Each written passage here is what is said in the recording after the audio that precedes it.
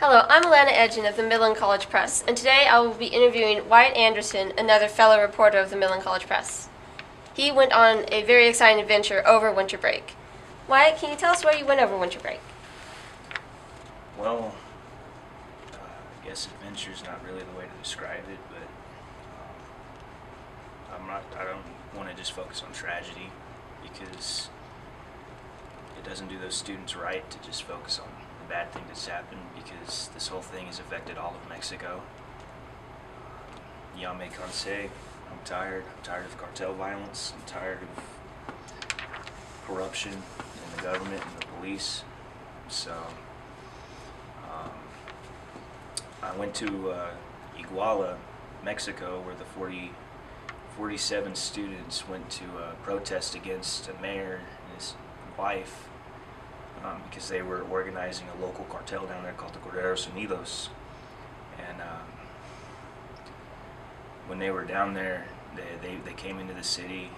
The mayor ordered that they died, so he had the police kill them. That's all the news in Mexico's been focused on, is that 4 students were killed and that 43 are missing. There is no mystery to the students. There is no, oh, they're missing. They all died that night in the city. That's the truth. And Okay, how did you afford to go to Mexico? I had money saved up for a mission trip to San Juanito, Mexico with my church, Comunidad Batista, and we were going to go to the Tanamara Indians. That trip got canceled, and I realized a round-trip bus ticket from Odessa, Texas to Mexico City was $300, so I decided this is what I need to go for. Okay.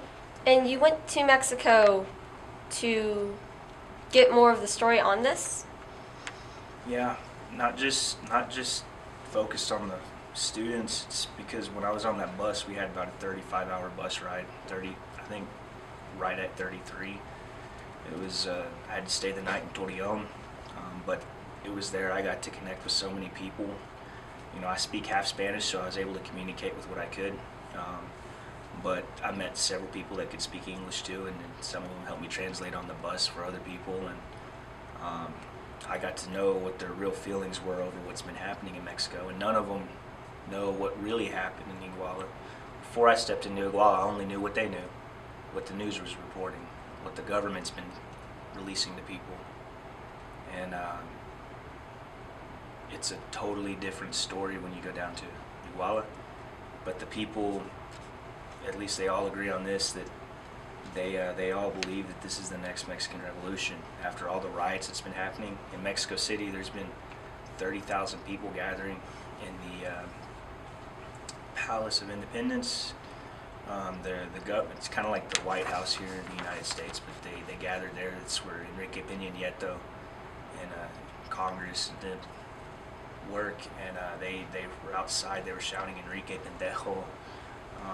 They were burning statues of him, and they're swearing that if he doesn't tell them what happened to the 43 students, that they're going to kill him, and that they're going to fight for a future in Mexico. Because people all agree, if 47 young students could stand up for, they were all normalistas. That means they went to just a normal college. They weren't any spectacular university students. They just decided that they're going to make a stand for something.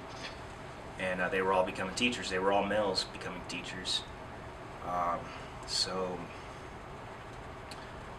in the same way, here at Midland College, we're normalists. We're normalistas. So, Now, normalistas means students, right? Yeah, it means like a normal college student. It's not like the University of Texas. I'm a UT student, or UTPB, University of Texas Permian Mason. You're not affiliated with. You're not a student that's enrolled in a university. All right. How did you find out about this story? Did you know about it before the news started reporting on it, or you just caught it on and you thought it'd be a really interesting story that needs to be covered? I was in my dorm room, and it was September 27th. It was about 10:30 at night. You know, and I'm a Spanish student, so I was keeping up with a lot of Spanish news, and I heard what happened. I heard about the students, and the initial news report said they were on the highway somewhere and they were on their way.